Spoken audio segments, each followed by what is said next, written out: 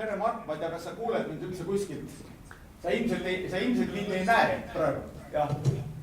Et ühesõnaga, mul on väga hea meel, meie ekraani pildis on meie, kuidas öelda, Schönberg English stammliige Mart Jaanson ja tema räägib unenägudest piiblis. Et võib-olla ta tutvustab ise pikemalt ja täpsemalt. Palun, Mart. Jaa, suur tänu. Et siis austatud kuulajad, mis kuulevad, kaasvõitlejad ja armsad sõbrad. Kõigepealt mul on väga hea meel, et andsite mulle võimaluse tänast päevadel ka kõneleda. Mul on väga kahju, et seekord ei saa füüsiliselt osaleda. Aga ma soovin sellegi poolest nii ühingule, Eesti Arnold Schönbergi ühingule, kui ka siis tänavuste nüüdismuusikapäevade korraldajatele head festivali jätku, seda on veel vist 2 päeva jagu ees, nagu aru saan. Ja siis ma loodan ka, et möödunud päevad on olnud toredad. Kui Andrus küsis, kas ma tahaksin tänavuste Pärnu nüüdismuusikapäevade sürrealismi teemalisel sümpoosiumidel ettekannet pidada, siis mul esimene mõte oli ära öelda. Ma tegelikult ei tegele oma kirikuõpetajad põhitöös praegu palju kunstiprobleemidega tunnistama. Aga siis ma mõtlesin natuke veel järele ja siis mul tuli mõte, et sürrealismi ja piibli vahel, millega ma tegelikult iga päev tegelen, on üks selgelt ühendav lüli ja need on nimelt unenäod. Ja siis ma otsustasin Andruse pakkumise vastu võtta ja nii nagu kuulsite ja lugesite, et valisin teemaks siis unenägudest piiblis.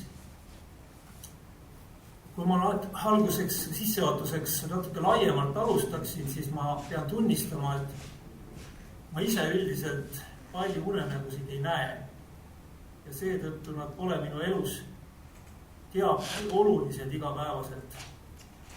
Aga siiski seoses järgneva jutuga ma toon välja 2 lapsepõlve unenägu, mis on mul mõlemad meelde jäänud. Esimene neist on seotud langemisega. Võib-olla teiegi olete kogenud kas lapsepõlves või hiljemgi sellist tunnet unes, et langete pidevalt kukute. Ja selliseid langemisega seotud unenägusid peetakse psühholoogias või psühhiaatrias, no ütleme alates Sigmund Freudist üsna tavaliseks nähtuseks. Et seda võib siis nimetada selliseks tavaliseks juhuunenäoks, millest väga kaugelulatavaid järeldusi teha ei saaks, see on väga paljudel inimestel nii. Aga siis mul on meeles üks unenäopilt veel, võib-olla sellepärast, et see kordus mitmes lapsepõlve unenäos. Ja ma kirjeldan seda unenäopilti, nii nagu ma seda siis praegu suudan täiskasvanuna reflekteerida ja elukogemustega inimesena juba. Nimelt seal unenäos oli üks teerada. Mina olin siis just nagu selle teeraja vaatleja, see kulges minu ees ja see kulges läbi pargi sarnase metsasalu. Puud, mis seda pargiteed ääristasid, olid nagu elupuud, midagi sarnast, võib-olla isegi ma tundsin elupuude lõhna. Valitses täielik vaikus, ilm oli hämar või lausa pime, võib-olla oli öö, aga teerada oli samas selgelt nähtav, et võib-olla siis oli ta kuidagi valgustatud, võib-olla oli kuu seal, mis valgustas. Ja seda tunnet, mis mind seda unenägu nähes või siis tegelikult seda hiljem reflekteerides valdas, on raske kirjeldada. Aga siiski püüan. See oli ühtaegu nukker, samas tõsine ja rahustav. See unenägu kogemus tundus kirjeldavat mingisugust täiuslikku tõde, mis ei pidanud mulle kui lapsele olema arusaadav, aga millest aimus, et ma mõistan seda tõde paremini kui hiljem. Ja kindlasti ma panen praegu kirjelduses juba oma verbaliseeriva reflektsiooni tõttu juurde asju, mida ma olen saanud elukogemuse kaudu teada. Ja olen vahel mõelnud, mida see unenägu võis tähendada. Kunagi mõtlesin, et see võiks olla surmavald, mida kujutletakse ju igavese kurva ja staatilise olemisena. Aga hiljem ma olen mõelnud, et võib-olla see oli eelviide minu kirikuõpetaja praksisele, sellepärast ma veedan tavalisest inimesest enam aega surnuaedades, kus olen vahel tajunudki sarnasust selle eelkirjeldatud unenäo pildiga. Igal juhul tundub, et see unenägu ei olnud juhuslik, nii nagu see eelkirjeldatud langemise unenägu, vaid see on kuidagi seotud minu elukaarega, või siis tegelikult ma kujutelen elu pigem nagu sellise lineaarse joonena, lõiguna, ehk sünnist surmani punktini V. Ja võib-olla ka sellega on see unenägu seotud, mis jääb sellest kaarest või lõigust väljapoole. Aga kui nii, siis tahab see unenägu öelda midagi minu eksistentsi kohta ja see unenägu tuleneb minust väljast poolt. Ja nüüd uskliku inimesena võiksin ütelda, et see unenägu tuleneb Jumalalt. Aga pärast seda sissejuhatust ma läheksin nüüd oma teema juurde ja vaatleksin teatud klassifikatsiooni kaudu unenägusid, see on kirja pandud Piiblis. Selle klassifikatsiooni ma olen kombineerinud 2 autori töödest. Esimene neist autoritest on Klaus Westermann, tema artiklist 1986 ilmunud, ja siis Ruth Fiedler, kes on kirjutanud raamatu unenägudest Piiblist või õigemini teofaaniatest Piiblis 2005. aastal. Ja see klassifikatsioon oleks järgmine.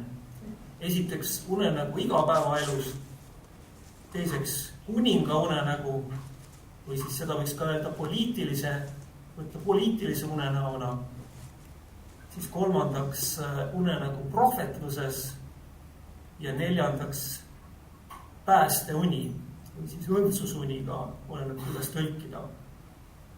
Ja nende alapeatükkide kaupa siis ma selles ettekandes liigun.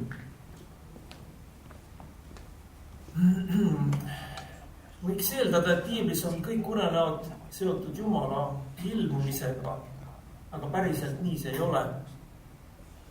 Ja sellepärast saab seda eeltoodud klassifikatsiooni vaadelda ka kitsamalt teofaaniate Jumala ilmumiste kaudu. Ja neid omakorda saab jaotada 2. Jumala ilmumised võõrastele ehk paganatele ja Jumala ilmumised välja valitud rahvale, Iisraeli rahvale ja kristlastele. Ja vaid viimaseid Jumala ilmumisi Iisraeli rahvale ja kristlastele võiks nimetada religioosseteks unenägudeks, kuna Jumal tahab nende läbi oma valitud rahvale midagi teada anda oma tõotuste kohta, mille lõppeesmärk on jõuda kord tagasi Jumala juurde igavesse õndsusse. Ja siis nüüd see esimene klassifikatsioon või siis alapeatükk unenägu igapäeva elus. No igapäeva elus on väga suure tähendusega puhul, kui inimesega kõneleb jutt. Selle mikrofon. Mauri mikrofon. Mauri, close your microphone. Saad. Mikrofon. Sorry, Mart, meil on väike tehniline. Mauri viisus ka veel. Ma lähen siis edasi. Ja, vabandus. Et igapäeva elus võib unenägu olla suure tähendusega, kui inimesega kõneleb Jumal. Aga unenägu võib olla ka täiesti tühine ja mööduv nähtus. Ja mulle tundub, et sellisena me tavaliselt igapäeva elus unenägu ju võtamegi. Ärgates on ta meil meeles, aga siis varsti ununeb. Ma toon nüüd mõned näited Vanast Testamendist, kus unenägu kui sellist peetakse täiesti tühiseks asjaks. Jesaja raamatu 29. peatükis salmis 8 öeldakse, see on nagu näeks näljane und, vaata, et ta sööb, kui ta ärkab, siis on ta hing täitmata. Või nagu näeks janune und, vaata, et ta joob, kui ta ärkab, vaata, siis ta on nõrk ja ta hing on närbunud. Või siis psalmist 73:20. Nõnda nagu unenägu kaob pärast ärkamist, nõnda ka sina, issand, ei hooli tõustes nende ehk siis õelate varjukujudest. Hiobi raamatu 20. peatükk 8. Jumalatu lendab ära otse kui unenägu ja teda ei leita enam. ta haihtub nagu öine nägemus. Koguja raamat 5. peatükk 6. salm.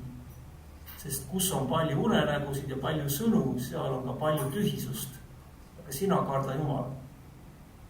Ja veel üks näide Jeesus Siiraki tarkuse raamatust 34, salmid 5-7. Ennustused, märkide seletused ja unenäod on tühised, otse kui sünnitusvaludes oli ja südame kujutlused. Kui kõige kõrgem ei ole neid läkitunud juhatamiseks, siis ära võta neid südamesse. Sest unenäod on paljusid eksitanud ja kes nende peale on lootnud, on pettunud. Selle kõrval on piiblis täiesti selgelt aga ka positiivne suhtumine unenägudesse. Unenäod peavad midagi tähendama ja seda nii heade kui halbade, nii süngete kui ka helgete unenägude puhul. Nüüd üks näide soovunenäost. Salmi 126 salm 1 ja järgnev. Kui issand tõi tagasi Sioni vangid, siis olime nagu unenägijad. Siis oli meie suu täis naeru ja meie keel täis hõiskamist. See on siis Vaabeli vangipõlvest tagasi pöörduvalt Iisraeli rahva liikmete helged unenäod, mis olid täide läinud. Ja see võiks olla religioosne unenägu, kuna siin unenäos on kõnelenud Jumal oma rahvaga. Siis nüüd üks näide unenäost, mis kuulutab ebaõnne. See on kohtumõistjate raamatu 7. peatükist, salmist 13 ja järgnev. Ja kui Gideon tuli vaata, siis jutustas üks mees teisele unenägu ja ütles, vaata, nägin und ja näe. Üks odraleiva kook veeres midianlaste leeri, jõudis telgini ja tõukas seda, nõnda, et see langes maha ja pööras alumise poole peale. Ja telk jäigi lamama. Teine vastas ning ütles, see pole midagi muud kui Iisraeli mehe Joase poja Gideoni mõõk. Jumal on andnud tema kätte midianlased ja kogu leeri. Siin kõnelevad Iisraeli vaenlased, nende poolt veel seni alahinnatud Iisraeli kohtumõist ja Gideoni ülemvõimust. Nad ise tegelikult ei usu, et Gideon midagi suudab, aga unenäos nad näevad, et tegelikult Gideon võidab neid. Ja lähebki niimoodi ja Gideon võidab vaenlased ära. Ja eeltoodud määratluse järgi ei oleks see just religioosne unenägu, sest siin näevad Iisraeli rahva vaenlastest paganad seda. Siis üks näide suhtumisest unenägude, mida peetakse õudusunenägudeks. Hiobi raamatu 7. peatükis salm 14 ütleb Hiob. Kui ma mõtlen, mu voodi peab mind rööstima, mu magamisase mu kaekust kandma, siis Jumal, sina kohutad mind unenägudes ja teed mulle hirmu nägemustega, nõnda, et mu hing peab paremaks lämbumist, pigem surm kui need mu kondid. Ja Hiobi lugu tundes võiks arvata, et need unenäod tulevad Hiobi süüdistajalt saatanalt, keda Jumal lubab kokkuleppe alusel Hiobit kiusata, kui mõtleme selle proloogile, mis see Hiobi raamat alguses on. Natukene sarnaneb see Hiobi suhtumine Hamleti hirmuga surma ees, surmaune ees, tema kuulsast monoloogist olla või mitte olla. Ta ütleb, et surra, magada. Jah, magada võib-olla ondki näha. Siin ongi konks, sest see, mis unenäod meil võivad tulla selles surmaunes või maise möllu puntrast pääsene. Ja nüüd ma toon 4 näidet sellistest Jumala konkreetsetest juhatustest inimeste igapäevaelus.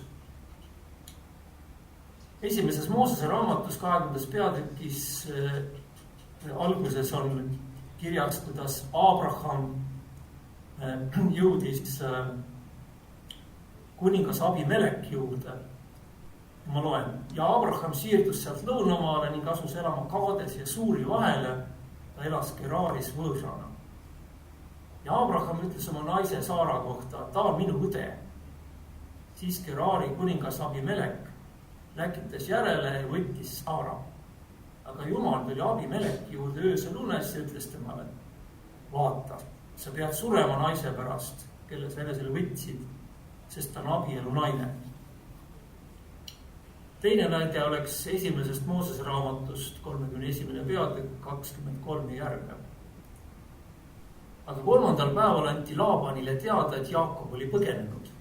Tema võttis siis enesega kaasa oma suguvennad ja ajas teda taga 7 päevateekonda ning jõudis Gileadi mäestikus temale järele. Kuid Jumal tuli süürlase Laabani juurde öösel unes ja ütles temale: hoiad sa Jaakobile, ei ütle head ega halba. Ja 3. näide on pikem, ta on 4. Moosese raamatust 22. peatükist ja see on tuntud lugu, kuidas nägija Piileja saadeti siis Iisraeli vaenlaste poolt Iisraelit needma, aga tegelikult Jumal käskis tal Iisraeli õnnistada. Loeb. Ja Jumal tuli Piileami juurde ning küsis: kes on need mehed su juures? Ja Piileam vastas Jumalale: Baalak, Sipori poeg, Moabi kuningas on läkitanud minu juurde. Vaata, Egiptusest on tulnud üks rahvas ja ujutab maa üle. Tule nüüd neada mulle ära, vahest suudab teda võitluses võita ja minema ajada. Aga Jumal ütles Piileamile: ära mine koos nendega, sa ei tohi needa seda rahvast, sest ta on õnnistatud. Ja Piileam tõusis hommikul üles ning ütles Baalaki vürstidele: minge oma maale, sest issand ei luba mind minna koos teiega. Ja Moabi vürstid võtsid kätte ja tulid Baalaki juurde ning ütlesid: Piileam keeldus meiega kaasa tulemast. Aga Baalak läkitas uuesti vürste rohkem ja neist auväärsemaid. Ja need tulid Piileami juurde ning ütlesid temale: nõnda ütleb Baalak, Sipori poeg, ära keeldu tulemast mu juurde, sest ma tahan osutada sulle väga suurt au ja ma teen kõik, mis sa minult nõuad. Tule siis ja nea mulle ära see rahvas. Aga Piileam vastas ja ütles Baalaki sulastele: isegi kui Baalak annaks mulle oma kojatäie hõbedat ja kulda, ei või ma üle astuda issanda oma Jumala käsust. Ei väikeses ega suures asjas. Aga jääge siis nüüd ka selleks ööks siia, et saaksin teada, mida issand mulle ütleb. Ja Jumal tuli öösel Piileami juurde ning ütles temale: kui need mehed on tulnud sind kutsuma, siis võta kätte, mine koos nendega, aga tee ainult seda, mis ma sulle ütlen. Siit kontekstis on aru saada siis, et Piileam näeb seda kõike unes, mida Jumal talle ütleb. Ja 4. näide on Uuest Testamendist tuntud lugu tähetarkadest, kes on tulnud Jeesuslast külastama, on seal ära käinud ja lähevad siis tagasi. See on Mattuse evangeeliumi 2. peatükis seal 12. Ja kui tähetark unenäos hoiatati, et nad ei läheks enam Herodese juurest läbi, läksid nad teist teed tagasi omale maale. Vaat nendes 4 näites kõneleb Jumal jälle paganate ehk mitte israeliitidega. Seega oleks ka need religioossed unenäod.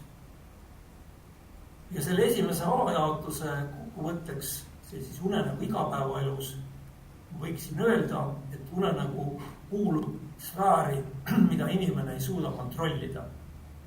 Sest Jumal võib kõneleda igapäega, kui ta tahab.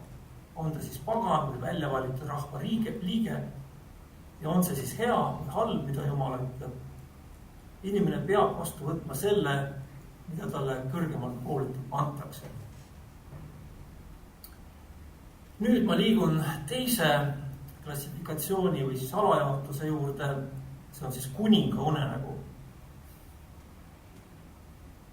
No, kuninga unenäo puhul on tegemist laialt levinud religiooniloolise tõsiasjaga, sest kunagi on olnud kogu maailma kuninga võim sakraalne nähtus. Ja seoses meie teemaga sai kuninga lähedus jumalikule sfäärile väljendusega selles, et jumalus astus temaga ühendusse unenägudes, mis puudutasid just tema kuningavõimu ja kuningriiki. Näiteks võidakse kuningale unest teatada võidust tema vaenlaste üle, eriti on see niimoodi Assüüria, Babyloonia kuningate puhul. või antakse kuningale unenäos mingeid juhiseid. Või siis antakse talle teada tema riiki ähvardavast ohust või julgustatakse või kinnitatakse kuningat tema kuninga võimus. Sellest kuninga unenäost ma tooksin 2 näidet. Esimene näide on selgelt religioosne unenägu, sest Jumal ilmutab selle suure Iisraeli kuninga Taaveti pojale Saalomonile julgustuseks ja kinnituseks, mille mõju ulatub tulevikku, võiks ka öelda, et igavikku.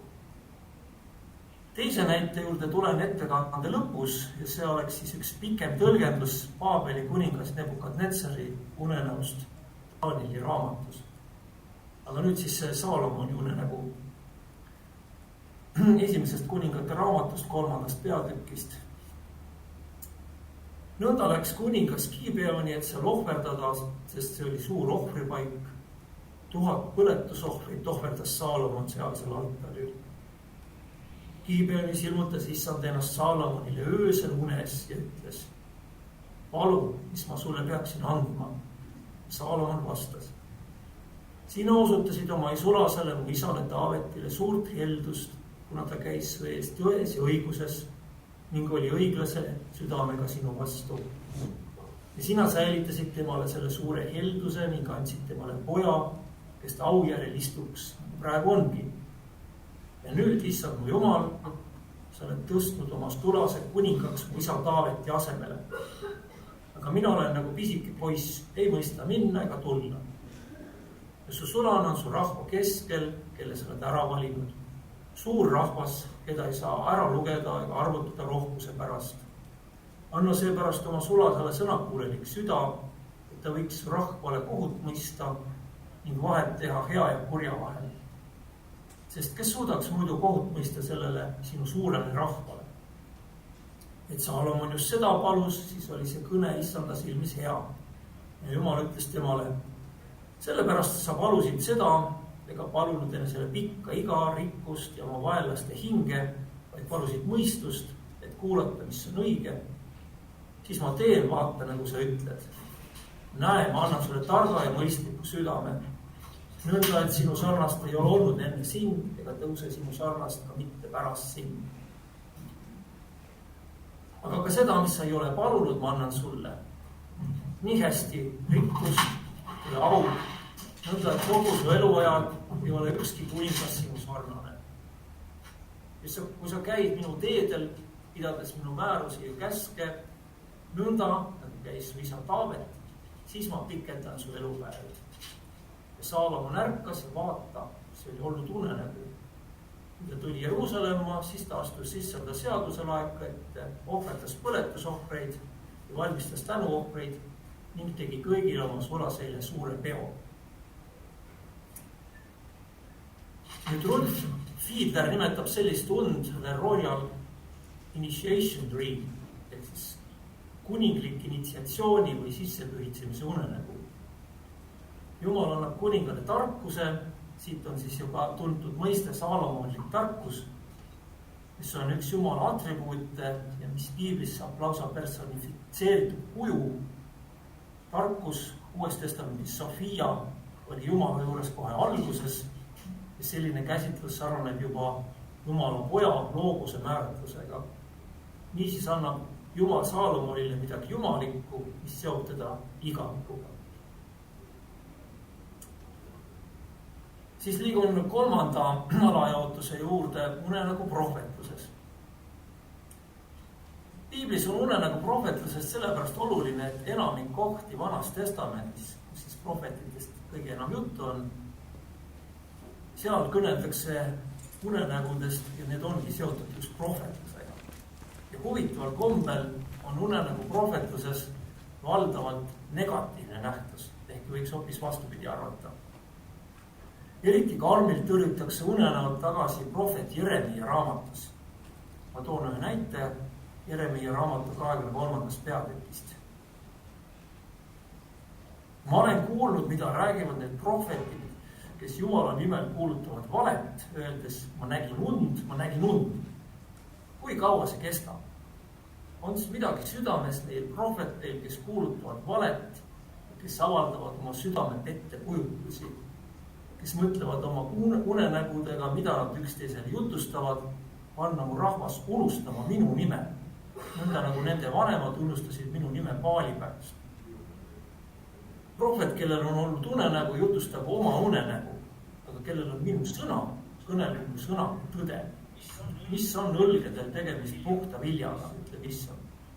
Eks mu sõna ole nagu tuli, ütleb Issand, või nagu vasar, mis puhistab kalju. No seega sarnane prohvetluses suhtumine unenäkku eelkirjeldatud igapäevaelu suhtumisega, mille järgi unenägu on täiesti tühine asi. Tühine unenägu, oluline on Jumala sõna. Aga siiski on prohvetlikus suhtumises ka mõned erandid. Üks neist on näiteks 4. Moosese raamatus 12. peatükis. Ja Jumal ütles, kuulge ometi mu sõnu. Kui teie prohvet on Issanda oma, siis ma ilmutan ennast temale nägemuses, räägin temaga unenäos. Nõnda ka ei ole mu sulase Moosesega. Tema on ustav kogu mu kojas, temaga räägin suust suhu ilmsi, mitte nägemuste ja mõistatuste läbi. No siin Jumal ikkagi ütleb, näete, et ka Issanda prohvet võib saada Jumalalt ilmutusi unenäos. Aga piibliteadlased ütlevad, et see näide pärineb juba prohvetluse järgsest ajast. Ja seega see ei kinnita seda või ei kahjusta seda reeglit, et üldiselt on negatiivne suhtumine prohvetluses unenägudesse. Siis on üks näide, kus unenägu tõesti esineb prohvetluses ka positiivses seoses. See on tuntud Joeli raamatu suhtumine unenäosse, kus ennustatakse ette tulevast õndsusaega, mil kõik saab olema teisiti. Ja prohvet Joel ütleb, ja pärast seda sünnib, et ma valan oma vaimu kõige liha peale, siis teie pojad ja tütred hakkavad ennustama, teie vanemad uinuvad unenägusid nähes. Teie noored mehed näevad nägemusi. No ja teatavasti seda kohta kasutatakse Uues Testamendis Apostlite tegude teises peatükis, kus Jeesuse jüngrite peale valatakse välja püha vaim.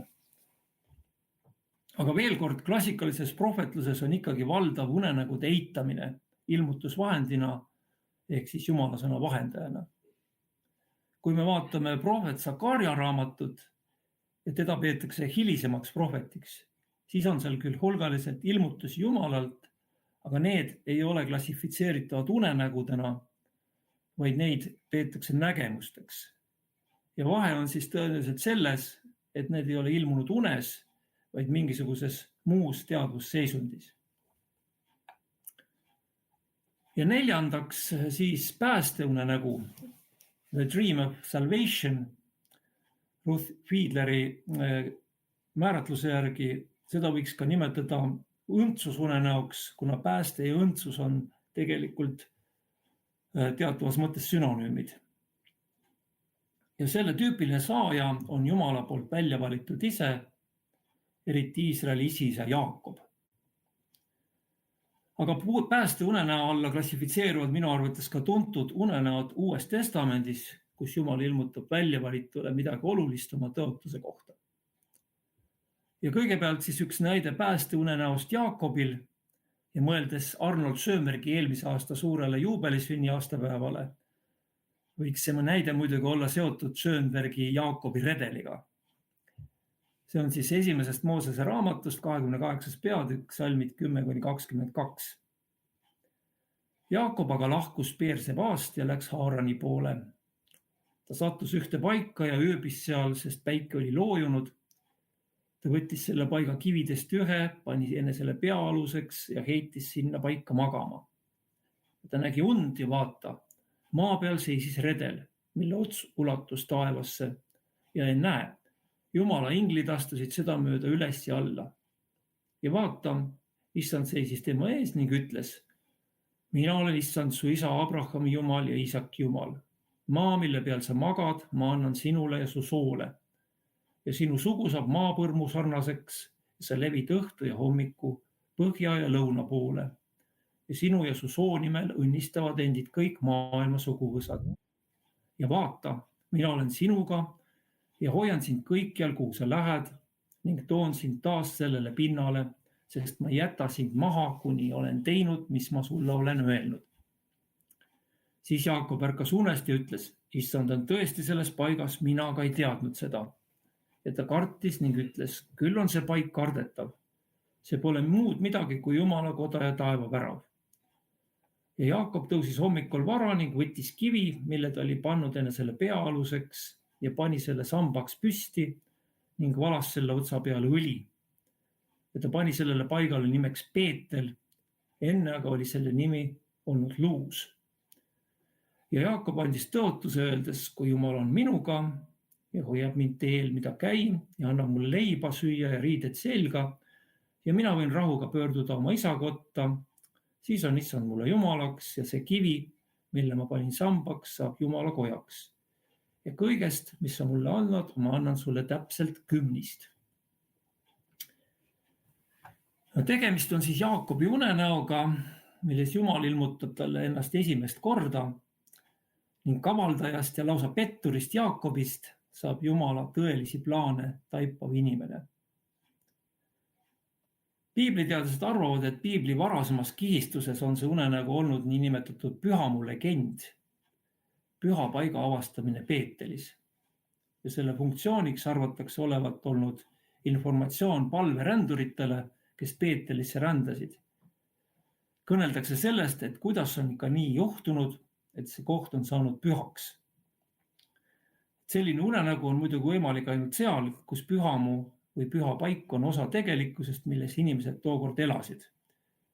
Ja arvatakse ka, et see unenägu kuulub sellesse aega, kui nomaadlus andis maad põllu harimisele, see oli paikne tegevus ja üldse hakati siis paikseid pühamuid rajama.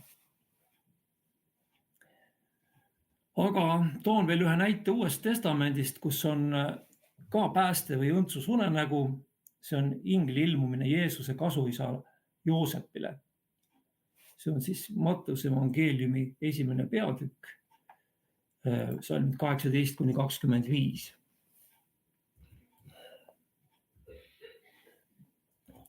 Jeesuse Kristuse sündimisega oli ka nõnda. Tema ema Maaria, kes oli Joosepiga kihlatud, leidis enne enda koju viimist, et oota pühast vaimust last. Tema mees Joosep aga, kes oli õiglane ega tahtnud teda avalikult häbistada, võttis nõuks ta salaja minema saata. Aga kui ta seda mõtles, vaata, siis ilmus talle unenäos issanda ingel, kes ütles, Joosep, Taaveti poeg, ära karda oma naist Maariat enese juurde võtta, sest laps, keda ta kannab, on pühast vaimust. Ta toob ilmale poja ning sina paned talle nimeks Jeesus, sest tema päästab oma rahva nende pattudest. Kõik see sündis, et läheks täide, mida issand on rääkinud prohveti kaudu. Ja näe, neitsi jääb lapse ootele ja toob ilmale poja ja teda hüütakse nimega Immanuel. See on tõlkes Jumal on meiega. Kui Joosep unest ärkas, tegi ta nõnda, nagu issanda ingel oli teda käskinud.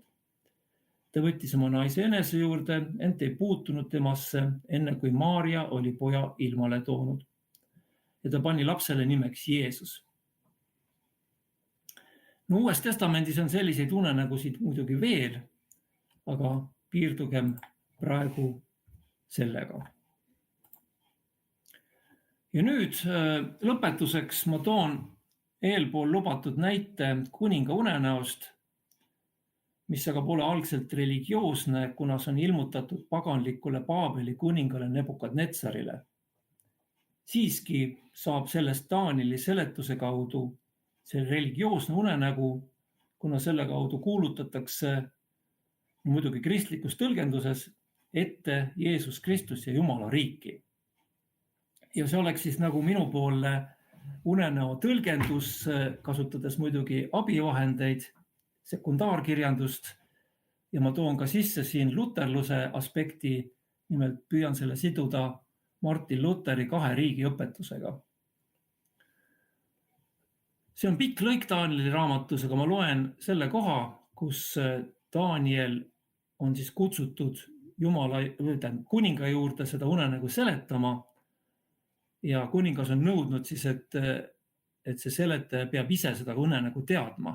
Et ta ei jutusta seda mitte kellelegi, aga kui see seletaja nii kõva mees, siis ta peab ise seda unenägu juba peast teadma. Ja Daniel teabki, et ma loen siis teisest peatükist Danieli raamatust alates 31. salmist. Sina kuningas nägid ja vaata, oli üks suur kuju. See kuju oli suur ja selle hiilgus erakordne. See seisis su ees ja selle välimus oli hirmus. Kuju pea oli puhtast kullast, rind ja käsivarred hõbedast, kõht ja reied vasest, sääred rauast, jalad osalt rauast, osalt savist. Sa vaatasid, kuni üks kivi käte abita lahti murdus ja lõi kujule vastu jalgu, mis olid rauast ja savist, ja purustas need. Siis purunesid üheskoos raud, savi, vask, hõbe ja kuld ja said aganate sarnaseks suviselt rehe aluselt. Tuul viis need ära ja neist ei leidunud jälgegi.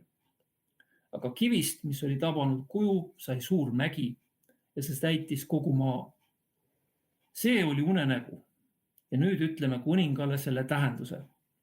Sina kuningas oled kuningate kuningas, kellele taeva Jumal on andnud kuningriigi, võimu, vägevuse ja au. Ja sinu kätte on ta andnud inimesed, kus need ka iganes elavad, metsloomad ja laevalinnud, seades sinu valitsema nende kõigi üle. Sina oled see kullast pea. Aga sinu järel tõuseb teine kuningriik, väiksem kui sinu oma ja veel kolmas kuningriik vasest, mis valitseb kogu maa üle. Siis tuleb neljas kuningriik, tugev nagu raud. Raud ju lõhub ja pihustab kõike ja nagu purustab raud, nii lõhub ja purustab ta kõik. Aga et sa nägid jalad ja varbad olevat osalt potisepa savist ja osalt rauast, siis see tähendab jagatud kuningriiki. Küll on selles raua tugevust, just nagu sa nägid rauda savimullaga segatult. Aga nende kuningate päevil püstitab taeva Jumal kuningriigi, mis jääb igavesti hävitamatuks ja mille valitsust ei anta teisele rahvale. See lõhub ja hävitab kõik need kuningriigid, aga ta ise püsib igavesti. See oli siis see unenägu, mille Daniel ära seletas kuningas Nebukadnetsarile. Martin Lutheri üks keskseid õpetusi on õpetus 2 riigist ehk valitsemisviisist või regimendist. Ja tema ütleb niimoodi. Me peame hoolega märkama ilmaliku ja vaimuliku võimu erinevust. Kirikul on võim kuulutada Jumala sõna, lohutada ahastavaid südametunnistusi, neid pattudest lahti päästes ja eemaldada kahetsematuid kogudusest, kasutamata ihulikku karistust. Poliitiline võim seevastu kannab mõõka, sest see on regiment, mis käitleb süüdlasi seaduse ja õiglaste kohtusotsustega ning ihuliku karistusega. Nii ütleb Luther. Tema arvates poleks maist mõõka ja kohtupidamist üldse tarviski, kui kõik oleksid head kristlased. Kahjuks see nii ei ole, sest inimene on oma loomult kuri. Seetõttu on Jumal seadnud teise ilmaliku valitsemisviisi, mis takistab inimestel ja rahvastel üksteisega sõdida ning hoiab ühiskonda kaosesse sattumast. Teisisõnu, vaimulik valitsemisviis sünnitab kristlikke ja õigeid inimesi püha vaimu läbi Kristuse alluvusse. Ilmalik valitsemisviis aga distsiplineerib mittekristlasi, nii et nad peavad hoidma rahu ja elama sündsat elu. See eelkuuldud lugu Danieli raamatust annab mõnes mõttes vanatestamentliku aluse Lutheri õpetusele 2 valitsemisviisist. Nimelt näitab see, et Jumal ise on loonud kõik ilmalikud suurvõimud ajaloos. Daniel seletab ära Paabeli kuninga Nebukadnetsari unenäo suurest kujust, mille pea oli kullast, rind ja käsivarred hõbedast, kõht ja reied vasest, sääred rauast ning jalalabad ja 10 varvast, osalt rauast, osalt savist. Unenäos purustas kuju suur kivi, mis täitis ise kogu maa. Ja Danieli sõnul viitab see kuju ja tema purunemine kuningriikidele. Aga millistele kuningriikidele? Kuju kuldse pea tähenduse annab siin tegelikult juba Daniel ise, et see on Babyloonia riik. Edasi saab tõlgendada samuti Danieli enda abil, kui me loeme edasi Danieli raamatust 8. peatükist. Seal seletab Daniel ära Babyloonia kuninga Belsassari unenäo jäärast ja sikust ning selle seostamisel kuningas Nebukadnetsari unenäoga võib järeldada, et kuju hõbedast rind ja käsivarred tähendavad Meed ja Pärsia riiki, mis järgnes Babyloniale. Vasest kõht ja reied on selle tõlgenduse järgi Kreeka riik, mis Aleksander Suure juhtimisel vallutas Meed ja Pärsia riigi. Aga mis on see 4. kuningriik Nebukadnetsari unenäos? Kuju jalalabad ja 10 varvast olid osalt rauast, osalt savist. Seega on mõeldud mingit rabedat impeeriumi. Koos Taaneli raamatu 8. peatükis seletatud unenäoga jäärast ja sikust saab järeldada, et 4. kuningriik on 4 hellenistlikku riiki, mis tekkisid pärast Aleksander Suure varajast surma: Egiptus, Süüria, Kreeka, Makedoonia ja Pergamon. Aga unenägu jäärast ja sikust täpsustab 4. kuningriiki veelgi. Öeldakse, et ühest neist 4 sarvest tuli veel üks pisike sarv ja see kasvas väga suureks lõuna ja ida ja ilusa maa suunas. Ja seda riiki seostatakse juba antiikajast Rooma riigiga, mis teatavasti hävitas juutide autonoomia ja 70. aastal pärast Kristuse sündi ka Jeruusalemma templi. Taaneli raamatu 8. peatükis on selle riigi kohta öeldud: ta tõuseb ka vürstide vürsti vastu, ent ta ise murtakse ilma inimkäteta. Tõepoolest, Rooma riik astus ka vürstide vürsti ehk Kristuse vastu, sest ta kiusas esimestel sajanditel taga kristlasi. Aga teame, et 4. sajandil sai Rooma impeeriumist kristlik riik, sest keiser Konstantinus Suure käsul kehtestati ristiusk riigi usuna. Nõnda võib siis ütelda, et Nebukadnetsari unenäos nähtud hirmuäratav kuju oli Jumala tehtud. Kõik 4 riiki, millest pärinevad laias laastus ju ka tänapäeva riigid, on samuti Jumala looming. Neil on olnud oma ajastul kindel koht, nad on valitsenud teatud piirkonna inimesi teatud seaduste järgi, mis siis, et tänapäeval tunduvad need seadused meile karmid. Kuid nii nagu Jumal on neil riikidel lasknud oma plaani kohaselt sündida, on ta neil lasknud ka hääbuda, et tõsta võimule järgmised riigid kuni meie ajani välja. Võiks öelda, et Rooma riigi idaosa järglane on Venemaa ning lääneosa järglased tänapäeva Euroopa ja Ameerika. Riike on palju, kuid nende ülesanne on siiski Jumala antusena üks ja seesama: distsiplineerida mittekristlasi, nii et nad hoiaksid rahu ja elaksid sündsat elu. Taaneli raamatu seal unenäos, mis on Nebukadnetsari oma, ütleb kuning Daniel: aga nende kuningate päevil püstitab taeva Jumal kuningriigi, mis jääb igavesti hävitamatuks ja mille valitsust ei anta teisele rahvale. See lõhub ja hävitab kõik need kuningriigid, aga ta ise püsib igavesti. Mõeldud on siis igavest Jumala kuningriiki, mis lõhub ja hävitab selle 4. rauast ja savist tehtud rabeda kuningriigi. Luteri käsitluses olelevad aga poliitiline ja kiriklik võim korraga, kusjuures mõlemal on oma ülesanne.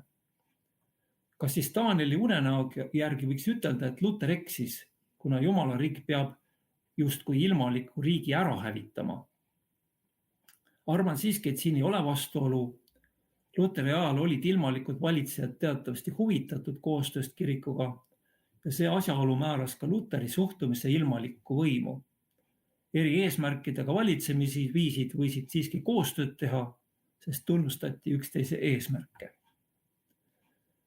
Tänases maailmas me näeme, et poliitiline võim ei pruugi enam kirikust palju pidada. Seega ei tähenda seda, et kirik peaks end selle tõttu kuidagi alaväärsena tundma. Just siin võiks kirik meelde tuletada kuningas Nebukadnetsari unenägu, kus Jumala igavene kuningriik lõhub ja hävitab kunagi ilmaliku riigi. Seda ei pea tegema muidugi kirik ise, nii nagu ta on vahel seda ajaloos püüdnud teha, vaid seda teeb Jumal omal ajal. Selline võiks siis olla Vanatestamendi Taaneli raamatus sisalduva unenäo kristlik-luterlik tõlgendus minu pilgu läbi. Ja kokkuvõtteks, üks võimalus unenägusid käsitleda on teha seda ühe unenäo kaupa ja siis neid klassifitseerides. Niimoodi on alates Sigmund Freudist ja Carl Gustav Jungist välja kasvanud teaduslik unenägude uurimine. Selle järgi on unenäod osa inimese psüühikast ja nende algpõhjused on ikka alati seotud inimkogemuse ja tajuga. Teine võimalus on vaadelda unenägusid inimese elukaare või siis lõigu osana. Kõik unenäod on ühe terviku osad.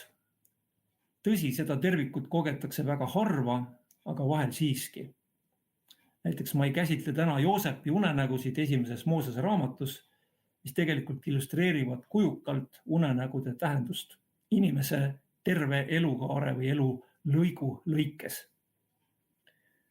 Selline terviklik unenägude käsitlemine eeldab, et unenägude algpõhjus on kindlasti inimesest väljaspool. Religiooniloolises perspektiivis on see algpõhjus laiemalt jumaluses. Monoteistlikes religioonides, sealhulgas judaismis ja kristluses, on see algpõhjus looja jumalas, kes kristluses on end inimesele lõplikult ilmutanud Jeesuse Kristuse läbi. Või teiste sõnadega, kui käsitleme unenägusid inimliku nähtusena, tulenevalt meie psüühikast, siis ei anna nad meie elule justkui tuge. Nad erutavad meid, aga paiskavad neid samas, ma ütleksin, veelgi suuremasse määramatusesse või isegi kaosesse, kui me olime enne. Nad ei paku meile viimselt lohutust. Aga kui me käsitleme unenägusid jumaliku nähtusena, jumala antusena, siis me võime heal juhul ehk taibata oma elu ja eksistentsi tervikut ning selle lahutamatut seost Jumalaga. Sellega on minu ettekanne lõppenud. Tänan tähelepanu eest.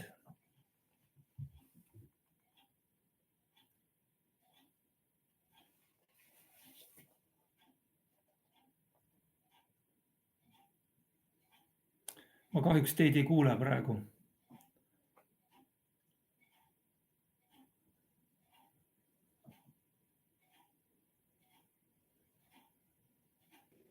Okei, tere Mart, ma küsin nüüd uuesti, siin me vaatame, et ta ei läheks sinna sellesse. Ma ei tea. Ei, see on väljas, aga ta tuleb lihtsalt.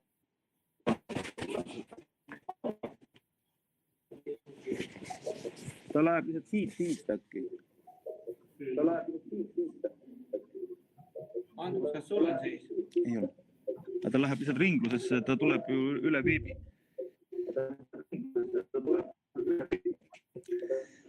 Pane sina kinni, ma teen korra siit lahti. Ikka üks sama arvuti peab olema. Teeme niimoodi, et pane endal mute peale helile.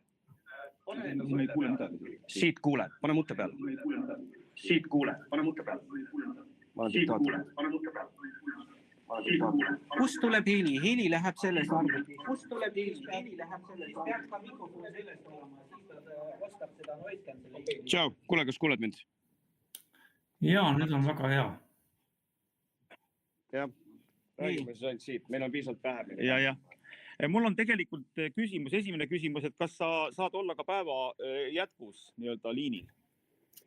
Kui nüüd väga aus olla, siis tegelikult mul on praegu selline ajahetk, kus mul on päris palju tegemist, et ma tervet päeva vist ei jõuaks olla. Mul on kahju selle pärast, et päris palju on ette valmistada. Aga miks sa küsid? Kella 1-ni sa saad olla või? Kella 1-ni? No ütleme, et ma kuulan edasi praegu. Mis hetkel ma siis... Ma saan aru, sellest sõltub see, et kas te jätkate ühendusega või jätka, jah? Ei, sellest ei sõltu see, vaid sellest sõltub see, et kas me diskuteerime praegu või me diskuteerime lõpus. Või saad sa tulla tagasi, kui meil on nagu lõpudiskussioon? Pigem niimoodi, jah, pigem niimoodi. Mis kellaks te arvate seda? No kell 3 on, ütleme, me alustame, ma arvan, see on kusagil võib-olla, 4 paiku. Jah, 4 paiku.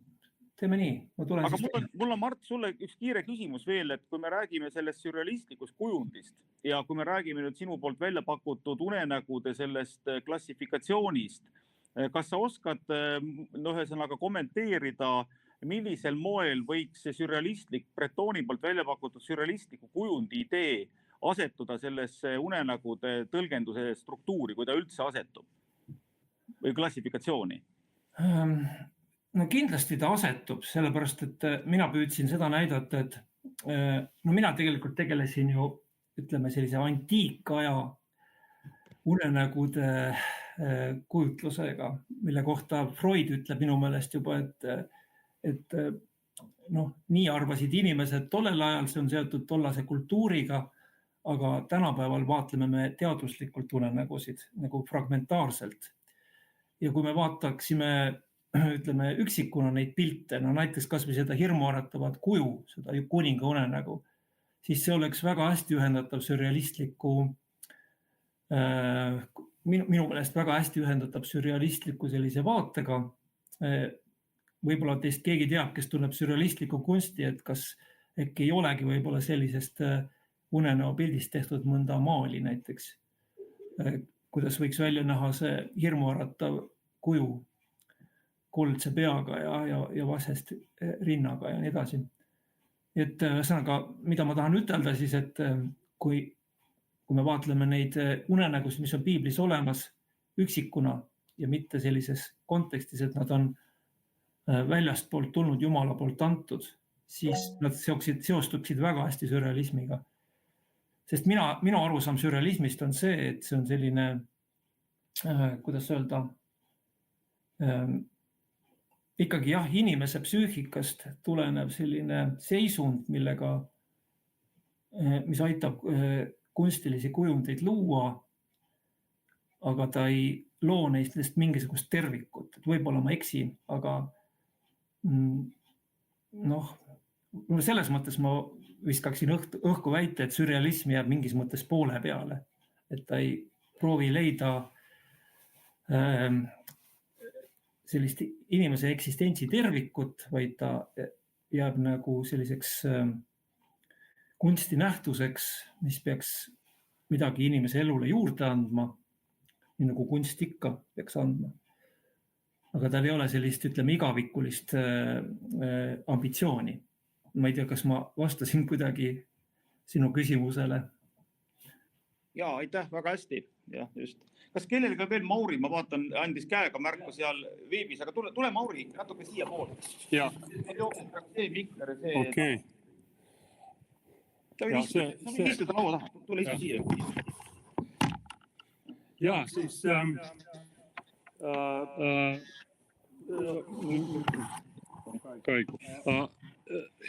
Ma ütlesin, millist rolli mängib sinu arvates aju inimese?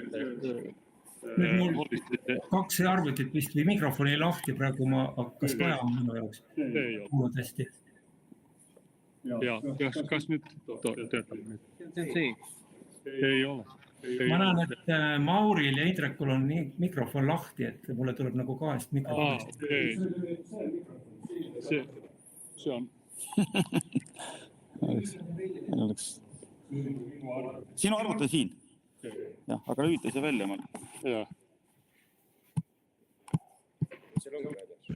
Ja, okei.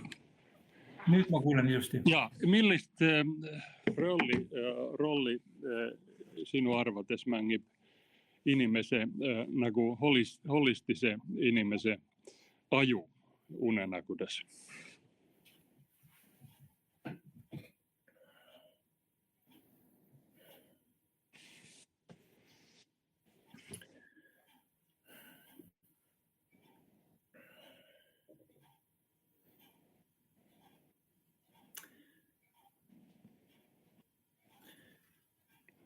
Jah, et see holistiline või terviklik inimene on ikkagi minu meelest selline inimene, kes on tajunud seda oma eksistentsi tervikut kuidagi viisi, no ka siis läbi jumaluse või kuidagi on selle enda jaoks nagu selgeks teinud. See on minu meelest holistilise lähenemise aluspõhi. Ja et kui nüüd selline holistiline lähenemine unenägudele või see holistilise inimese lähenemine võtta kõne alla, siis mulle tundub, et see inimene peaks unenägudest just nimelt üks terviklikku vaadet suutma mõista. No, mida mina siin, millist positsiooni mina siin praegu esindan. Et kui inimesele ei ole oluline selline holistiline vaade elule, siis ta võib-olla peab unenägude, ta püüab neid seletada, näiteks üksikuna, kuidas üks või teine tema elu mõjutab, aga ta ei suuda neid panna laiemasse raami. Ja halvemal juhul ta ei jõua, need unenäod pigem segavad tema elu või kohutavad teda. Näiteks ta näeb mingisuguse õudusunenägu, mis saadab teda terve elu, aga sellele ei järgne mingisugust nagu leevendust või lohutust. Aga kui väita seda, et inimene vaatleb nagu holistiliselt, siis mina usun, et sel juhul peaks ta tajuma unenägudes või unenägude sellises, unenägudes sellist elu kandvat jõudu. No praegu ma siin koha peal improviseerisin ühe vastusega, ma ei tea, kas see kuidagi haakus küsimusega ja rahuldas sind. Jah, aitäh. Okei. Kas on veel küsimusi? Jah. Mina andsin äkki lähemalt. Mart kuuleb seal. Ja see võib rääkida. Ja. Tere Mart, aitäh huvitava ettekande eest ja loomulikult ma ei mäleta nii palju nagu piiblist, et kui ma nüüd õigesti mäletan, oli ju see ingel teavitas karjustele sellest Jeesuse sündist ka läbi unenägu, kui ma nüüd ei eksi. Küsimus on see, oled sa tähele pannud, kas need unenäod vanas ja uues testamendis on erinevad? Enamik näiteid olid sul vist vanast testamendist, kui ma nüüd seda nagu jälgisin. Kas seal on mingi või käsitlus on erinev või on see üsnagi võrreldav? Jaa, su tähelepanek oli väga õige. Kõigepealt ma siiski korrigeerin, et ingli teade karjastele ja hiljem siis inglikoor, see ei olnud mitte unenägu, vaid see oli, muidugi võib seda alati käsitleda, et see oli nägemus, aga see ei ole klassifitseeritud unenäona. See juhtus nagu reaalajas, ütleme siis niimoodi. Aga see on sul õigus täiesti, et ma lähtusin rohkem vanast testamendist just sellel põhjusel, et kirjandus, mida ma kätte sain, käis vana testamendi kohta. Aga siiski üldiselt on niimoodi, et piiblil on ju suures osas ongi vana testament. See uus testament on väga lühike osa selles lõpus ja ta väga palju siiski kordab seda, mis vana testament ütleb, sellepärast et seal tsiteeritav pühakiri on ju seesama vana testament. Et meie kujutame ette, et võib-olla uue testamendi ajal oli juba uus testament, mida inimesed siis lugesid, aga tegelikult see ju nii ei ole. Et nad lugesid ikkagi seda sama vana testament ja kogu see maailma pilt on ikkagi vanast testamendist seal. Et ma arvan, et kõik need asjad, mida ma väitsin vana testamendi kohta, peaksid olema sobilikud ka uue testamendi puhul. Jah.